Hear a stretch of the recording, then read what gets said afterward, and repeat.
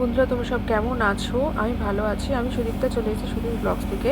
তো আমি একটা ছোট্ট নতুন ব্লগ নিয়ে চলে এসেছি, মিনি ব্লগ বলতে পারো। তো আমরা এখানে সবাই একত্রিত হয়েছি আমাদের সামনের সপ্তাহে সানডেতে 26 মে অ্যানুয়াল শো আছে ডান্স স্কুলের। তো আমরা এখানে সবাই পার্টিসিপেট করছি আর জোর কদমে এখানে রিহার্সাল চলছে। রিহার্সালের ভিডিও দিতে পারছি না, কারণ ভিডিও তো আগে ছাড়া যায় না প্রোগ্রামের আগে। তো এখানে দেখে বুঝতেই পারছো ডান্সের রিহার্সাল চলছে। তো সেই কারণেই আমি এইখানে স্টিল ফটো দিয়ে ভিডিওটা বানালাম।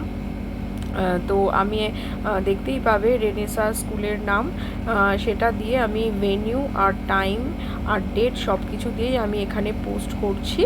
তো যারা যারা কাছাকাছি থাকো চলে আসতে পারো, আর আসলে অবশ্যই আমাকে জানিও, তাহলে আমি কার্ড রেখে দিতে পারবো তোমাদের বসার ব্যবস্থা করার জন্য। আগে বলতে হবে।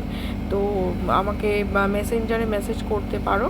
তো এই দেখো, এই কার্ডটা আমি পোস্ট করলাম এখানে, দেখে বুঝতেই পারছো।